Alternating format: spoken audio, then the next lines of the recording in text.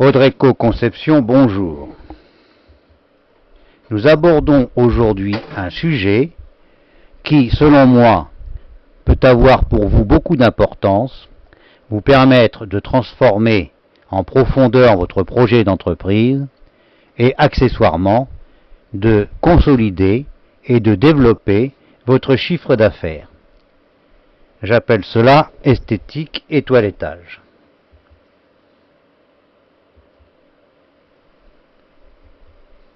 De quoi parle-t-on?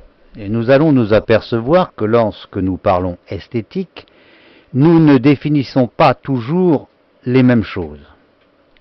Et n'est-ce pas, allez-vous me dire, s'égarer, avec un petit peu de prétention, que de parler esthétique à propos du toilettage des animaux familiers? Peut-on réellement parler esthétique à propos du monde animal? N'est-ce pas d'autre part quelque chose d'un petit peu factice ou prétentieux? Et si tel est le cas, n'est-il pas raisonnable de nous assurer, avant d'en discuter, que nous donnons le même sens aux mots, y compris dans ce contexte? Si nous en venions à découvrir par exemple que l'esthétique dans le cadre du toilettage des animaux familiers nous ouvrait des perspectives qui nous permettraient de transformer la conception même que nous nous faisions de nos métiers, eh bien c'est à ces réflexions que je vous invite aujourd'hui. Est-ce que vous le savez? Il faut savoir que la perception, tant par les personnes, le public, que par les professionnels eux-mêmes, la perception donc du toilettage des animaux familiers est assez différente selon les pays. Évidemment, pour s'en rendre compte, il faut avoir eu l'occasion de voyager, et je remercie la chance de m'avoir donné cette occasion.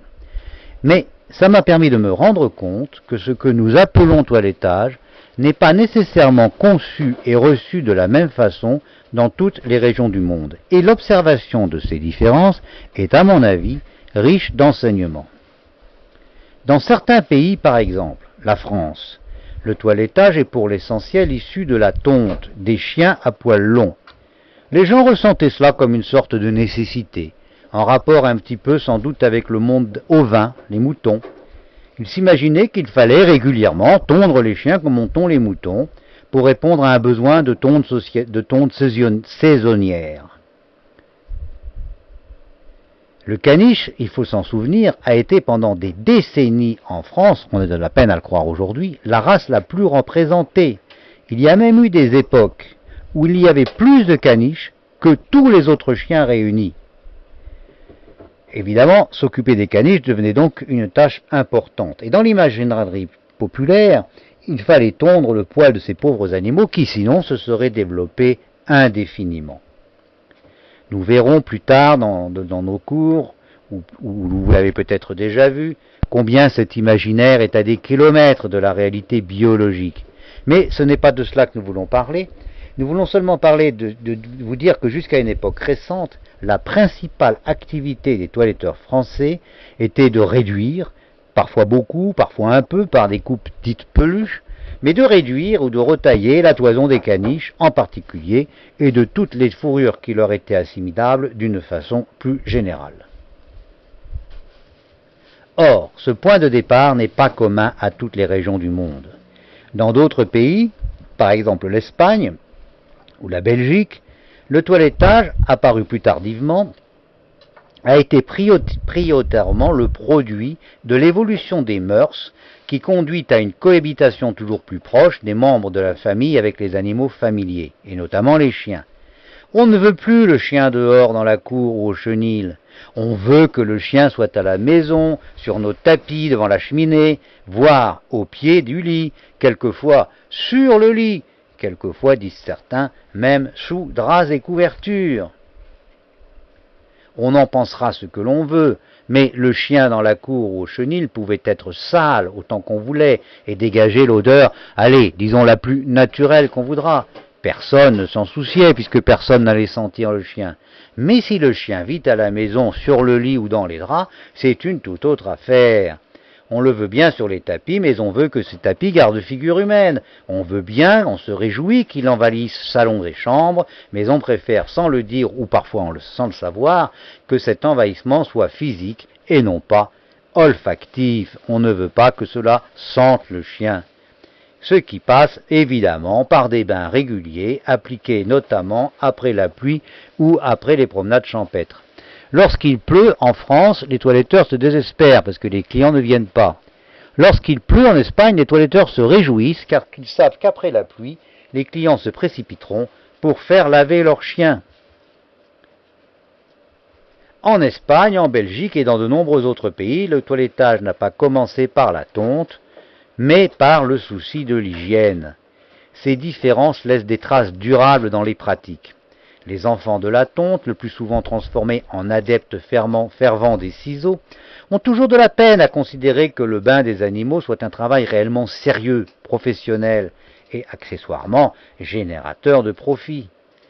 Au contraire, les enfants de l'hygiène qui sont nés avec l'hygiène n'ont pas ces a priori et pour eux laver les chiens est à la fois rémunérateur et pas du tout déshonorant pour leur métier. À titre d'illustration, une chaîne de salons de toilettage à Sydney a pour accroche ce slogan « Ça sent bon ou nous remboursons ». On ne peut pas dire plus clairement que pour eux, le bain du chien, cela consiste à améliorer l'odeur de cet animal. Certains mauvais esprits noteront, et ils n'auront pas tort, que jusque-là, le bain du chien vise en priorité, mais le confort humain. Or, a-t-on la preuve que ce qui est bon pour nous le soit pour nos animaux? Eh bien, ce sont les Américains sans doute qui se sont les premiers posé cette question et ils y ont répondu de manière américaine, c'est-à-dire écrasante, développant des quantités de produits et de crèmes qu'ils ont étudiés et testés pour améliorer non seulement le confort, mais aussi la santé de leurs destinataires réels. Et ils ont acquis à cela une formidable expérience, un formidable savoir-faire, démontré par la qualité longtemps signalée des pelages qu'ils présentaient dans les dog shows. Les chiens qui avaient les toilettes les plus extraordinaires apparaissaient aux États-Unis et c'était un peu la preuve que leur traitement était remarquable. Naturellement, lorsque quelque chose se passe dans un pays, cela ne reste pas, cela s'étend ailleurs. Donc les produits d'abord, puis les techniques ensuite, ont peu à peu traversé les océans, l'océan Atlantique gagnant l'Europe bien sûr, mais encore plus le Pacifique, gagnant ainsi l'Asie. Certains ne se sont pas contentés de copier. Il y avait des produits, ils ont essayé de les copier ou d'innover. En France, en particulier, la marque Eri a pendant longtemps essayé de produire des produits français qui aient une qualité équivalente à ces produits américains. Non seulement ils ont copié, mais ils ont essayé d'élargir les gammes et avec l'ambition de répondre à des demandes toujours plus élaborées. Mais ce n'est pas en Europe que le succès a été le plus grand. C'est notamment en Asie avec le Japon et la marque Pétesté par exemple. Partout, le souci du bien pour le chien s'est imposé aux esprits et l'on a commencé de comprendre que les soins et les traitements pratiqués pouvaient aller dans ce sens. Certes, voilà qui va plus vite à dire qu'à savoir faire. C'est qu'il ne suffit pas de connaître les produits. Il faut aussi comprendre comment ils agissent, quels peuvent être leurs effets primaires et secondaires, de leurs actions, ce qui sous-entend de très sérieux approfondissements, non seulement en chimie, en biologie, mais aussi en physique, en éthologie et compréhension de certains mécanismes comportementaux. Certains ont deviné que ce faisant, on quittait plus que de manière symbolique le toilettage ordinaire et qu'on entrait dans un nouveau monde, un nouveau métier, avec connaissances et savoir-faire nouveaux. Mais comment nommer ces nouvelles compétences et ces nouvelles pratiques ? Pour ma part, j'ai essayé d'apporter à l'époque ma petite pierre à l'édifice en proposant pour la discipline l'appellation zoocosmétologie et pour le patricien, par conséquent, le titre de zoocosmétologue. Dans notre esprit, le zoocosmétologue était certes un toiletteur, mais un toiletteur d'un nouveau genre, beaucoup plus soucieux du bien-être, du confort et finalement du bonheur des animaux que de l'obtention de formes toujours éphémères et par nature artificielles. Mais la lucidité oblige à le constater, ce n'est pas en Europe que ces nouveaux concepts américains ont été poussés le plus loin, mais au contraire tout autour de la ceinture pacifique. l'ouest de l'Amérique, la Californie d'abord, et puis ensuite l'égalant puis la surpassant dans des proportions inimaginables, l'Asie du Pacifique, c'est-à-dire le Japon en premier, puis les Coréens, les Thaïlandais, Taïwan et enfin toute la Chine, ou au moins, si vous préférez, toute la Chine, toute la frange territoriale, toute la frange littorale de la Chine. Il ne fait aucun doute aujourd'hui que c'est en Asie et nulle part ailleurs que le marché du confort animal est le plus développé. Un développement exponentiel qui fait en comparaison de tous les autres marchés, le nôtre y compris et l'américain bien sûr, des nains ou des embryons.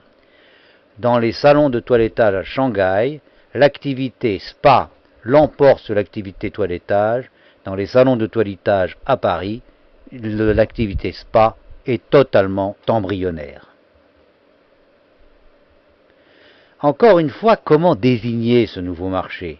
Quel vocabulaire choisir qui permette à la fois de le décrire et de le délimiter? Eh bien, les Asiatiques ont osé à notre place, empruntant à notre culture le seul terme adéquat esthétique, que je vais vous le démontrer. Est désormais réputé bien ou bon ce qui apporte un bienfait, non pas au propriétaire de l'animal, mais à l'animal lui-même. Le concept de l'esthétique appliqué à l'animal intègre ce principe, mais va beaucoup plus loin. C'est ce que nous allons découvrir. De par sa tradition culturelle et sa perception du goût et du luxe, la France avait vocation à mettre en avant la première, la recherche esthétique appliquée aux actes de toilettage, mais ce n'a pas été le cas. Comment comprendre? Eh bien, comment expliquer par exemple qu'ayant compris ce que la démarche l'animal d'abord impliquait de nouveauté et de rupture, nous ayons cherché toutes sortes de chemins de traverse, utilisant par exemple, pour reprendre mon exemple personnel, le terme de zoocosmétologie. La réponse à cette question est très simple et cruelle. C'est que les vieux habitants de vieux pays, nous avons fini par ne même plus comprendre notre propre langue, et que nous avons accepté par facilité de confondre certains mots et certains concepts avec des connotations qui les polluaient. Nous n'avons pas pris le mot esthétique au sens propre, nous avons pris les connotations du mot esthétique, au point que le mot esthétique a perdu son sens et qu'il est devenu quelquefois ridicule. Esthétique est un exemple extraordinaire de ce que j'avance. Pour nous, esthétique, ça veut dire salon d'esthétique. Esthétique pour humain, en réalité pour humaine, connoté de maquillage, de recherche factice, voire de recherche artificielle. Mais comme nous ne disposons pas dans notre langue d'un terme substitutif au vrai sens du mot esthétique, eh bien nous avons non seulement perdu le mot, mais aussi le concept. Et nous finissons par donner au mot esthétique le contraire de son sens normal. Il nous faut donc, pour avancer, redonner au sens son sens exact. Partout dans le monde, les comportements vis-à-vis de l'animal de compagnie changent. Les notions de nécessité d'hygiène se généralisent. Partout, l'idée d'une hygiène de l'animal pour apporter plus de confort au propriétaire, on est passé à celle d'une hygiène de l'animal pour le bienfait de cet animal lui-même. Mais si l'on se soucie du bien-être animal, on est conduit à rapidement dépasser le seul niveau de l'hygiène. C'est que le bien-être ne saurait être seulement physique. Il est naturellement aussi moral, mental, et sa recherche, certes, passe par l'hygiène, mais il ne peut pas se limiter à cet unique canal. Avec cette évidence qu'un animal bien dans sa tête et bien dans sa vie est aussi bien dans sa peau, ce qui ressort à la beauté, mais une beauté qui va très au-delà de l'apparence, même si cette dernière en est quand même partie prenante. Comment comprendre ce sentiment d'une beauté globale? Qu'est-ce qu'un sentiment global, de beauté globale? Et comment comprendre les émotions que cette beauté fait naître dans l'âme humaine? Eh bien, nous y voilà. Vous rendez-vous compte que cette question que nous venons de nous poser est la définition même de l'esthétique? Ouvrez les dictionnaires et vous verrez que l'esthétique, c'est le fait d'essayer de comprendre la beauté et les émotions qu'elle fait naître dans l'âme humaine. Nous venons de définir l'esthétique, ce que nous devrions comprendre par ce terme esthétique. Et à ce stade, une fois encore, donnons la parole aux Asiatiques, à l'un d'entre eux du moins, mais non le moindre, puisqu'il s'agit tout simplement de Confucius, qui définissait l'esthétique, mais il y a tout de même de cela 2500 ans, comme un moyen d'élever l'âme et d'atteindre la vertu. Vous comprenez bien que si vous ne réfléchissez pas et que vous employez le mot esthétique à l'européenne, vous ne comprenez tout simplement rien à la façon dont les Asiatiques conçoivent le toilettage et l'esthétique. Le concept d'esthétique appliqué à l'animal de compagnie est une réflexion sur la compréhension, la réalité, la vérité de la beauté animale et des moyens d'y tendre. Dans cette optique, une préoccupation limitée au seul aspect physique momentané ne peut conduire qu'à une impasse. Ce que la compréhension de l'esthétique animale n'est pas une évidence, elle implique une culture, une recherche et une réflexion. Puis, plus elle ne peut se concevoir en dehors d'un cadre éthique. Sans éthique, pas d'esthétique. Osons les mots. Fort loin de quelques catalogues de recettes, l'esthétique est en réalité une forme d'idéal. L'esthétique commence par l'hygiène, n'en parlons plus. Elle se préoccupe aussi du bien-être physique et donc de sujets aussi divers que l'alimentation, mais aussi le mode de vie, l'éducation, les exercices, le jeu. L'alimentation, par exemple, elle doit être rationnelle, bien sûr, équilibrée, on s'en doute, mais elle doit être aussi une source de surprise et de plaisir. L'animal heureux n'est pas une machine, il doit aimer ce qu'il mange. Et dans un concept esthétique, on ne peut pas accepter que l'animal ne mange que de l'alimentation industrielle, par exemple, nous y reviendrons. L'animal doit être bien intégré dans son environnement. Il doit y trouver sa place et son épanouissement. Il doit en connaître les codes et les règles. Est-ce que ce n'est pas là le but de toute éducation réussie? L'animal doit prendre de l'exercice, un exercice qui développe et aussi entretienne ses capacités physiques, mais aussi mentales. Besoin d'exercice et de détente, cela vaut pour le corps tout autant que pour le mental. L'animal heureux doit être invité à jouer. La recherche esthétique, c'est encore de permettre à l'animal domestique un mode de vie qui respecte son éthologie, c'est-à-dire son comportement naturel, ou tout au moins qui sache les prendre en compte. La recherche esthétique, c'est avoir le souci de maintenir en éveil le cerveau animal par des exercices, des apprentissages, des expériences, et cela tout au long de sa vie et pas seulement lors de son jeune âge.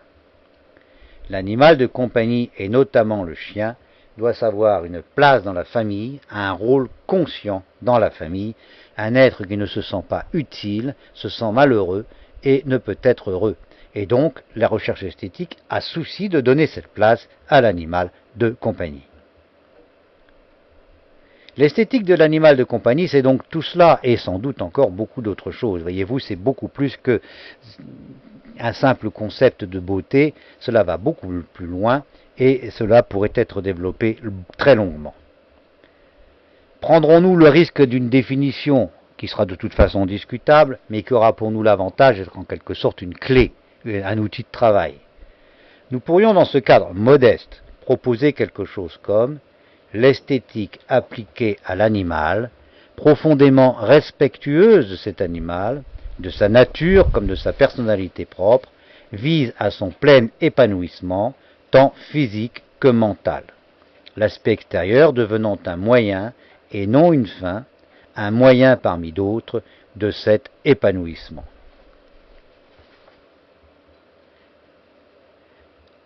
L'aspect extérieur, un moyen et non une fin. Depuis longtemps déjà, on sait que le regard que nous portons sur les animaux a une influence sur le comportement et donc le bien-être de ces animaux. Dans les différents ouvrages que nous vous proposons sur le comportement et sur l'éducation, nous expliquons, nous démontrons et nous rappelons certaines expériences réalisées par des scientifiques, en particulier sur des populations de rats, qui montrent que les rats se comportent différemment suivant la vue que les gens qui s'en occupent ont sur eux.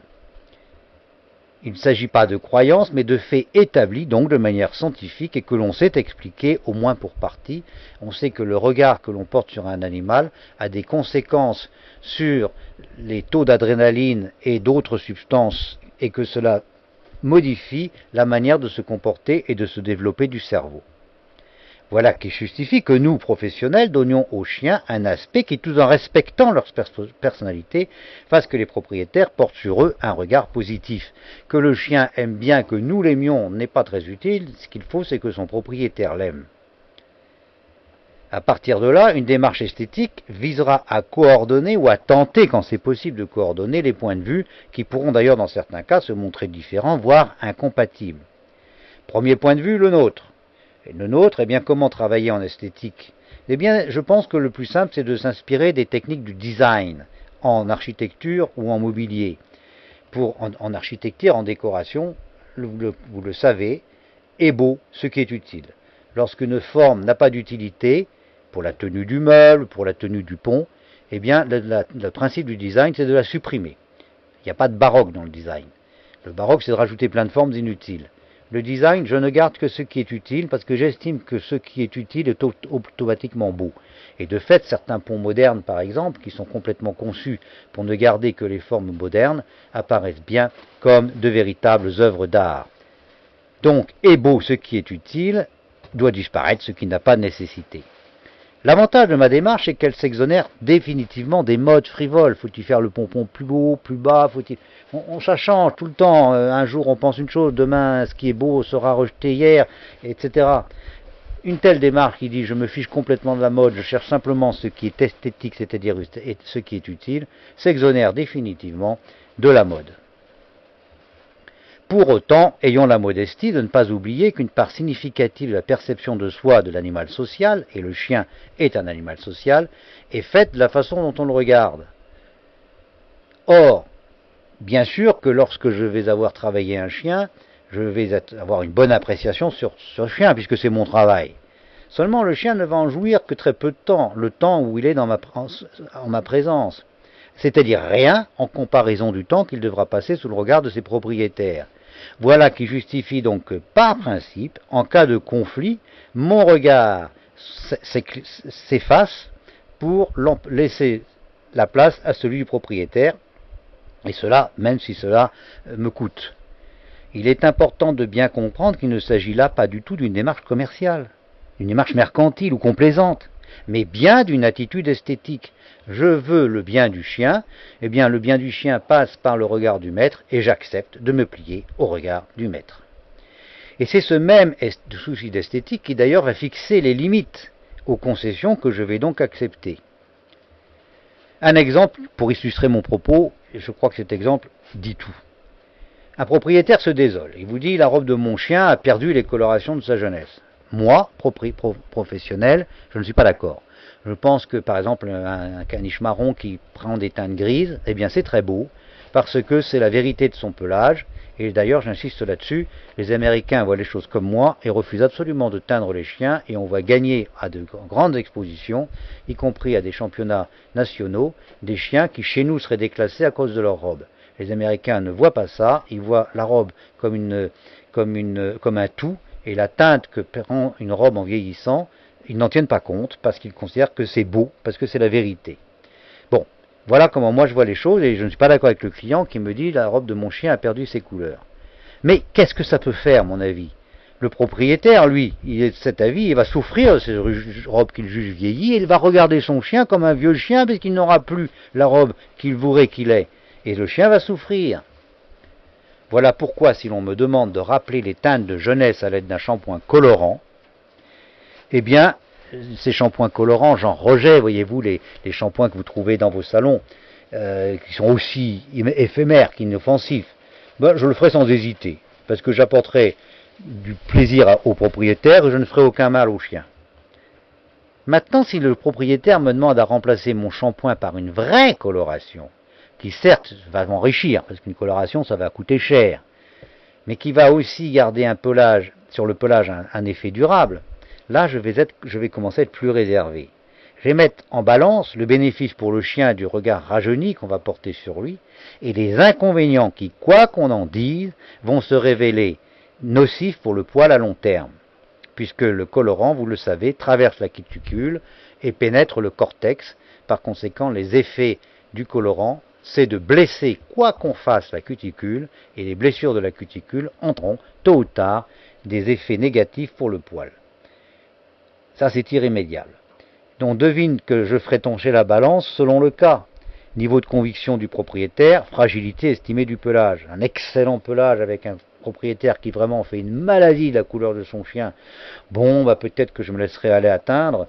Lorsque je peux persuader le propriétaire de la beauté de la couleur naturelle de son chien, et que en plus le pelage n'a pas une très bonne qualité, je me garderai bien d'abîmer les cuticules de ce pelage. Donc voyez-vous, la vérité dans ces cas-là, elle sera un petit peu à la couleur du moment. Par contre, si pour une raison quelconque, ce propriétaire vient me demander non pas de redonner ses couleurs à son chien, mais par exemple de le teindre en rose ou en ce que vous voudrez qui ne soit pas naturel, alors là, mon éthique de l'esthétique canine met un terme définitif à toute hésitation. Et sans hésiter, j'opposerai à cette demande un refus définitif, pour toujours des raisons esthétiques. Le souci esthétique devient pour le toiletteur un guide de conduite. Autre exemple, vous me demandez de teindre les ongles de votre chien. Eh bien, vous pouvez tenir pour assuré que je vais m'y refuser avec la dernière énergie. Mais cette fois, ce ne sera pas pour des soucis esthétiques, parce que vous savez, tendre un ongle n'a aucune chance de nuire à cet ongle. Absolument aucune. À la limite même, ça le renforce. Mais tout simplement parce que moi, personnellement, je n'aurai jamais la patience, ni d'ailleurs peut-être l'habileté, de teindre un ongle. Donc ça, ne comptez pas sur moi pour le faire, mais ce n'est pas pour des raisons esthétiques. Cela est si vrai que si l'une de mes employées se propose de me remplacer et de faire la teinture des ongles, et si vous acceptez de payer l'employé pour son effort, eh bien, je ne m'y opposerai pas du tout. Voyez-vous, l'esthétique, la recherche esthétique permet de guider l'action du salon de toilettage. L'esthétique, nous en sommes d'accord, va donc très au-delà de la seule expression extérieure, l'expression plastique. Pour autant, nombre de ces aspects, l'alimentation, le mode de vie, ne relèvent pas du toiletteur, elles relèvent du seul responsable de l'animal. Vous n'allez pas pouvoir imposer au propriétaire de nourrir le chien ou lui faire prendre l'exercice. Par contre, ce que vous pouvez apporter, c'est du conseil et plus encore de l'offre. Ici, c'est bien joli de dire que le propriétaire doit par exemple utiliser telle brosse, mais s'il ne trouve pas à les acheter, eh bien, il ne pourra pas l'utiliser. Donc c'est à vous de pouvoir offrir ce matériel ou ces services. Donc la volonté d'inscrire son travail dans un espace esthétique conduit le professionnel à repenser son offre principale de toilettage, dont la finalité est désormais la recherche du bien-être, du mieux-être de l'animal, et cela, on l'a vu, y compris lorsqu'il s'attache à donner à l'animal une présentation qui plaira plus au propriétaire. Repenser son offre, qu'est-ce que cela veut dire? Eh bien, ça veut dire travailler autrement, donner chaque fois qu'il est possible le pas au naturel sur l'artifice. Par exemple, vous hésitez entre démêler ou tondre. Bien, une démarche esthétique, c'est clair. Tondre, ça abîme le poil, ça fait du mal au chien, vous démêlez. Vous hésitez entre épiler et couper. La démarche esthétique, c'est très simple. Couper, c'est nuire au poil, c'est nuire au chien. Donc vous épilez, c'est aussi simple que ça. Et donc vous préférez le démêlage ou l'épilation à la tonte. Vous admettez que le bain et naturellement le brushing ne sont pas une étape accessoire, mais le centre de notre travail. Vous utilisez sans hésiter des produits de qualité, vous rejetez tous les produits, même quand on vous dit « Ah bah oui, mais ils sont beaucoup moins chers ». Le prix n'est pas le problème, l'esthétique veut de bons produits. Et tant d'autres sujets que je ne pourrais pas énumérer tous ici. Remanier son offre, ça veut dire quoi? Eh bien, c'est offrir à l'avenir, et après s'être formé pour cela, de nouveaux produits, de nouveaux services. Les soins esthétiques compris comme des services à l'utilité du chien. Ce n'est plus compris comme des gadgets, mais bien comme quelque chose qui est bon pour l'animal. Certains soins dont le bénéfice pour les humains n'est plus à démontrer, puisque c'est même remboursé par la sécurité sociale, au moins en Europe, au moins en France, et au moins encore pour quelques années, en tout cas quelques mois. Ne plaisantons pas là-dessus. Mais ces soins esthétiques peuvent et doivent se décliner avec avantage pour les animaux, et en tout cas pour les chiens, soins de nature non seulement à embellir une fourrure fatiguée ou à réhydrater une peau desséchée, ce qui d'ailleurs justifierait leur usage, mais parfois même à soulager certaines douleurs ou certaines raideurs, ou à réduire certains états de stress ou d'angoisse. Par exemple, il est absolument certain, je l'ai constaté moi-même, que des chiens un peu angoissés et très difficiles à vivre devenaient beaucoup plus agréables après des bains aromatiques. Et de toute façon, le seul fait d'apporter des instants de bien-être à l'animal ne manque pas de se prolonger durablement. Je veux parler donc des soins qu'on appelle les soins de spa, les massages, l'aromathérapie, la thalassothérapie, les bains de boue, les soins aux coussinets, aux ongles, etc. Tous ces soins qui peuvent apporter un peu plus de confort au chien. Le toiletteur devrait se garder de manquer le train du spa. C'est ce que sont en train de faire en ce moment les toiletteurs français. Car le train du spa ne s'arrêtera plus. Il continuera de prospérer, avec ou sans les toiletteurs. Qui prendra le marché? Si ce n'est pas les toiletteurs, eh bien ce seront des gens qui ne seront pas toiletteurs. Et je vous signale qu'il existe à Paris et à New York, à ma connaissance en tout cas, plusieurs établissements qui ne proposent plus de toilettage, mais uniquement des massages et des bains, et qui ont un certain succès. Et c'est un sérieux avertissement pour nous. Et il y a une autre profession qui est à l'affût de nouveaux services et de nouveaux développements de chiffre d'affaires, c'est la profession vétérinaire. Tôt ou tard, les vétérinaires s'intéresseront aux bains, et vous verrez même qu'un jour, ils viendront même jusqu'à dire que c'est un soin vétérinaire et essaieront de nous interdire de le pratiquer.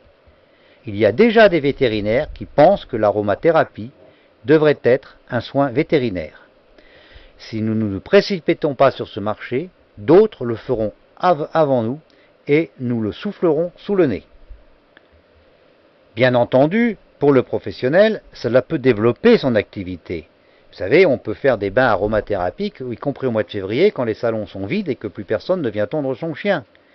C'est la possibilité de développer son activité, mais pour dire encore les choses plus clairement, c'est la possibilité de développer votre chiffre d'affaires. Développement qui mérite tout de même attention. Nous pouvons vous citer, par exemple, de par le monde, de très nombreuses entreprises au sein desquelles l'activité spa a égalé, voire dépassé l'activité habituelle de toilettage. À Shanghai, c'est le cas de la plus grande partie des salons de toilettage qui sont, je vous le signale, très très nombreux. Il y a à Shanghai, pratiquement à tous les coins de rue, de gros salons de toilettage très développés. L'essentiel n'est sans doute pas là, mais beaucoup plus encore dans la revalorisation de l'épanouissement professionnel à laquelle vous êtes invité. Vous n'allez pas seulement augmenter votre chiffre d'affaires, mais vous allez revoir votre métier autrement. Une chose m'a toujours frappé, c'est que les toiletteurs, au début, adorent leur métier. Et puis ça dure pas très longtemps. Très souvent, au bout de 10, 12, 15 ans, ils sont tous à vous dire qu'ils sont fatigués, qu'ils ont mal au dos, que la clientèle c'est pas ça, que finalement ils veulent changer, ils voudraient faire de la formation. Tout toiletteur fatigué veut faire de la formation, c'est très étonnant ça. Que faire je ne sais pas quoi. Mais finalement, la réalité c'est qu'ils se lassent de leur métier, et moi je les comprends, parce que j'aurais pas supporté de passer 10 ans de ma vie à tondre et à raser des chiens. Personnellement, j'ai toujours eu la chance de pouvoir pratiquer un toilettage de haut niveau. Ça m'a passionné toute ma vie, mais je n'ai pratiquement jamais eu à tondre, disons pas plus d'un chien par mois. Donc évidemment, moi, j'ai eu beaucoup de plaisir à faire mon métier. Passer du toilettage à l'esthétique n'est pas un simple changement d'image, c'est bien plus un changement d'univers, un véritable éclatement de la perspective professionnelle. Installer l'offre sera rarement suffisant. Dans la plupart des cas, cette mise en place devra s'accompagner d'une action pédagogique vigoureuse en direction de la clientèle qu'il faudra à la fois instruire, convaincre et décomplexer. Instruire, ce sera lui faire comprendre ce qu'est réellement l'esthétique appliquée aux animaux de compagnie. Je viens de passer presque une demi-heure à vous l'expliquer. Eh bien, il faudra faire ce travail envers chaque client.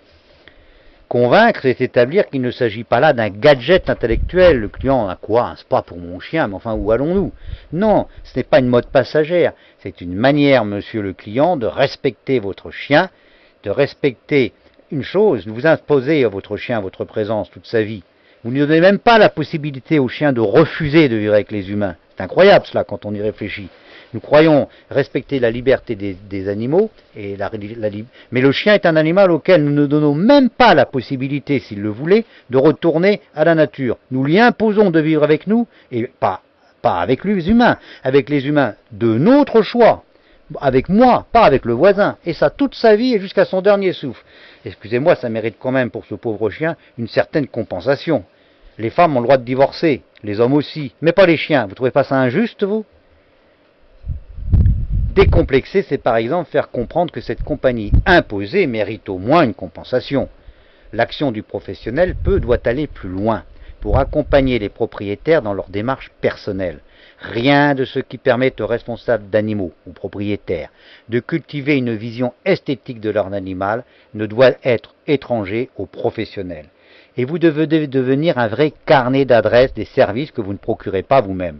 Vous ne faites pas l'éducation, moi je ne comprends pas. Mais mettons que vous n'ayez pas le temps de le faire, pas envie de le faire, pas de goût pour le faire. D'accord, mais vous devez avoir un carnet d'adresses d'éducateurs que vous connaissez, que vous avez été visité, dont vous savez comment ils travaillent, pour pouvoir dire à tel client, écoutez, moi, votre chien, vous ne pouvez pas continuer comme ça. Il faut que vous lui donniez un peu d'éducation, vous êtes trop malheureux avec lui. Et bien, compte tenu de votre chien et compte tenu de ses qualités et de votre personnalité, allez voir l'éducateur machin. C'est lui qui vous ira bien. Ou l'éducateur truc pour un autre chien. Vous devez avoir été voir ces gens, les connaître et être un vrai carnet d'adresses. Il ne s'agit pas d'un plus, mais bien d'une nécessité. C'est ça votre métier. Comment parler d'esthétique, par exemple, avec un chien qui est mal dans sa peau, mal dans notre société, mal dans la société des autres chiens? Un chien qu'il faut museler, attacher. Un chien attaché ou muselé, où est l'esthétique? Comment parler d'esthétique avec des animaux qui sont tout le temps tenus en laisse, qui n'ont jamais l'occasion de courir à leur guise ou de jouer? De même, l'esthétique animale ne peut-elle pas se satisfaire des animaux enfermés toute la journée dans des appartements, au sein desquels il leur faut attendre toute la journée des propriétaires qui vont rentrer tard le soir, fatigués, qui n'accorderont au chien que à peine une caresse et un petit bonjour, lui donneront une vague gamelle de croquettes remplies en vitesse et une petite sortie, aller le plus vite possible, le temps qu'il ait fait ses besoins et qu'on n'en parle plus. L'esthétique canine tend donc à favoriser des services tels que des garderies récréatives ou des garderies éducatives. Il est tout à fait évident que dans un monde esthétique, eh bien, les chiens ne restent pas chez les gens, ils sont confiés à des gens qui s'en occupent dans la journée et ils leur proposent par exemple des promenades groupées, comme ça se développe beaucoup dans les bois de Vincennes et de Boulogne à Paris, mais ça reste encore très très en retard par rapport à ce qu'on observe aux États-Unis. Vous n'offrez pas ce service vous-même, ce que je comprends très bien, eh bien vous devez donner les bonnes adresses. Votre salon de toilettage devient alors un nœud relationnel, un rendez-vous d'information et de communication, rendant votre métier tous les jours plus passionnant. C'est donc un métier nouveau, ou en tout cas une nouvelle manière d'exercer votre métier. Quelques règles. L'honnêteté nous oblige à vous le dire clairement. On ne passe pas du toilettage ancienne manière au toilettage esthétique par un simple changement d'enseigne ou en organisant votre salon autrement. Ce n'est pas parce que vous allez rajouter une baignoire de plus que ça va changer l'état d'esprit de vos salariés, de vos employés et de vos clients. La recherche de l'esthétique inscrite dans le respect de la réalité animale passe par un répertoire approfondi de connaissances. Il faudra revoir vos connaissances en biologie, en éthologie, en sciences du comportement. Ça va imposer une maîtrise des processus physiques, une connaissance des processus physiques et chimiques utilisés lors des traitements et des soins. Je prends un exemple. Il est impossible de discuter teinture avec des gens qui ne comprennent pas comment fonctionne une teinture.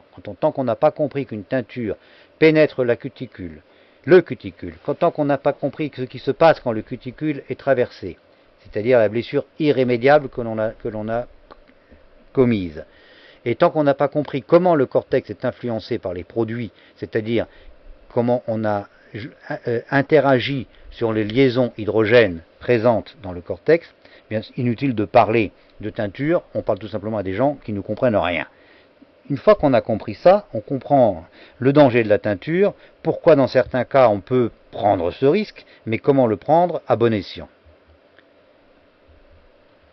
Ça passe par l'expérience des produits, de leurs caractéristiques, de leur manière de les utiliser. Un produit, il faut le savoir l'utiliser, il faut l'apprendre, on ne peut pas improviser. Elle impose aux praticiens la compréhension et la maîtrise des gestes adaptés aux animaux, les gestes qui sont adaptés aux animaux. Une démarche esthétique impose d'avoir une très belle gestuelle. Pas de gestuelle, pas de démarche esthétique, puisque la gestuelle, c'est ce qui permet d'entrer immédiatement au contact de l'animal. L'approche esthétique de l'animal de compagnie est sans doute moins révolutionnaire que nous ne faisons semblant de le croire. Bien sûr, si nous nous référons à certaines cultures anciennes, eh bien on se rend compte que ces cultures anciennes n'avaient déjà, par rapport à l'animal, et même par rapport à l'animal sauvage, une démarche qui n'est pas sans rapport avec ce que nous venons de décrire. Cela vaut par exemple pour la civilisation égyptienne. Vous savez qu'on pense que les Égyptiens s'occupaient de leurs chats, et plus encore de certains de leurs chiens, d'une façon extraordinaire, et leur prodiguant non seulement des soins de toilettage, mais des soins de massage extrêmement développés, permettant d'obtenir des musculatures et des formes magnifiques. On pense qu'ils étaient très avancés dans ces connaissances. D'ailleurs, lorsqu'on observe ce qu'on a pu observer dans ces sociétés primitives, on a constaté aussi que les primitifs savaient parfaitement bien accorder des soins qu'on pourrait qualifier d'esthétiques ou ressemblant à l'esthétique à leurs animaux de compagnie, qui étaient souvent en réalité des animaux sauvages. Mais beaucoup plus près de nous, souvenons-nous de la manière dont nos anciens entretenaient, soignaient et quelque part vénéraient leurs chevaux. J'ai très peu connu l'un de mes grands-pères qui il est mort jeune parce qu'il a été légionnaire et qu'il s'est occupé de chevaux pendant son service, pendant sa période où il a été militaire, une quinzaine d'années. Il parlait de ses chevaux, les larmes lui coulaient des yeux. Il adorait les chevaux, il savait parfaitement les préparer. Les gens lui demandaient de préparer les chevaux lorsqu'il y avait des chevaux à présenter en concours, et il y passait un temps, une minutie. C'est lui qui m'a appris à épiler, parce qu'il épilait les crinières et les queues, et il adorait faire ça. Il avait une démarche esthétique pour s'occuper des chevaux qui était quelque chose d'extraordinaire, alors que c'était quelqu'un de très simple et de très modeste. La tradition, m'a-t-il expliqué, et je l'ai lu ensuite dans beaucoup de livres, la tradition de ces palefreniers militaires était qu'un beau cheval était quatre choses. D'abord la naissance. Avec un cheval mal né, on ne pouvait pas faire un beau cheval. Ensuite, me disait-il, c'est un tiers nourriture, un tiers exercice et un tiers soin. Il ne disait pas soin, il disait pensage. Eh bien, une telle démarche, vous le voyez, elle n'est pas tellement éloignée de la nôtre. Nous voilà fort proches de la démarche esthétique. On croit toujours inventer, finalement, on ne fait que retourner au passé. Je vous remercie de votre attention, j'espère vous avoir fait partager certaines découvertes, et je vous dis à bientôt.